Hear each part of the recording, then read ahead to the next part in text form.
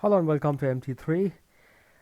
There's a topic which I had thought I would cover in the last tutorial, but I didn't. That's functions of matrices. Now this is in Hobson Bence 8.5, and you will also see it later once we learn how to diagonalize matrices, when that gets even more interesting then, but we'll leave that for another tutorial. So here's the question. What is the exponential of a matrix? Now the first time I encountered this was in the quantum mechanics course, and I hadn't had this in the mathematics course. So when I saw this, I said, how the heck are you going to uh, take the exponential of a matrix? I mean, you know how to do the exponential of a real number or a complex number, but what about a matrix? Okay, turns out it's possible. You can do it, and here's how, and it's pretty cool. So first of all, we have to define what we mean by this. What is this? Now what is a to the power of n? Well, I'm going to interpret a to the power of n as a times a times a, and there are going to be n of these multiplications. All right, so let's see, when is this even valid? If A is a rectangular matrix of dimensions n by m, then what we will have is something like this. We will have a n by m times a n by m. Oops, you can't really read that. And all the way. Now you can see this is not going to work, because here we've got an m and here we've got an n, and remember, you can't multiply two matrices if the columns in the first is not equal to the rows in the second. So the only way this can work is if n is equal to m. Therefore, the only way this can work is if A is a square matrix.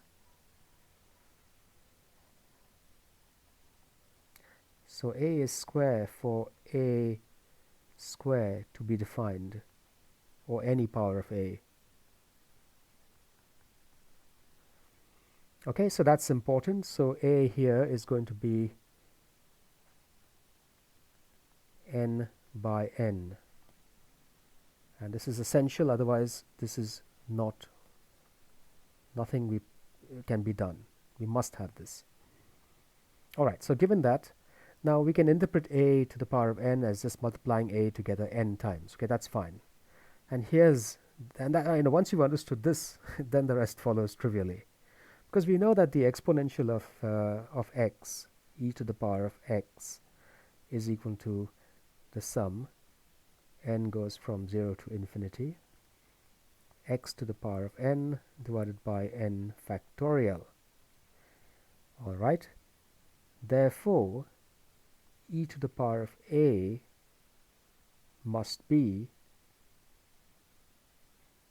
n goes from 0 to infinity, the sum n goes from 0 to infinity, the matrix A to the power of n divided by n factorial. And because we can define any power of A in this way, if A is a square matrix, therefore for any square matrix, if I could perform this sum and keep adding these terms together, I would be able to define a function like the exponential. And you know that once you have the exponential defined, you can then define the sine of A, or the cos, or the tangent of A. In fact, any function of A which has a Taylor expansion can now be defined in this way. As long as you have a convergent Taylor expansion, it's going to work.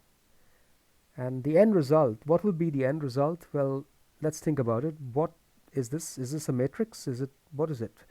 Well, every one of these products of these powers of A will end up being an n by n matrix. Let's think about it. A times A will be n by n, because it's a square matrix times a square matrix. The dimension will stay n by n. A times A will be n by n. For the same reason, we just keep getting a result which is n by n. So this will be an n by n matrix.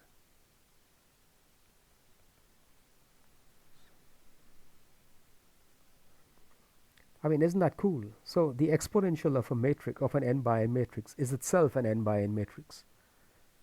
Now, what we will do in as we learn how to diagonalize matrices is we'll see that you can actually use the idea of diagonalization to write down an exponential of a matrix even in an even simpler way. But we'll come to that later. Now, you might say, why the heck would you want to do something like this?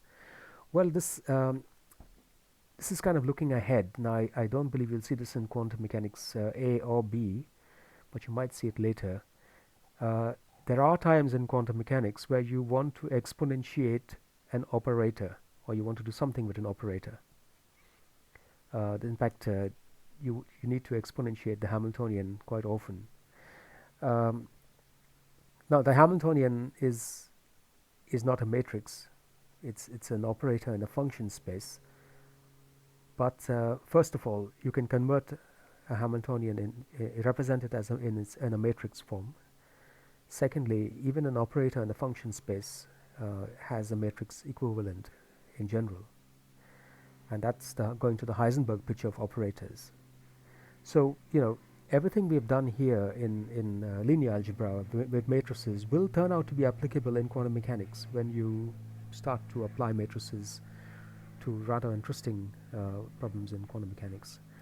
But more on that when you actually encounter them there. So we'll stop here. Thanks for watching this rather short video, but I hope you found it interesting.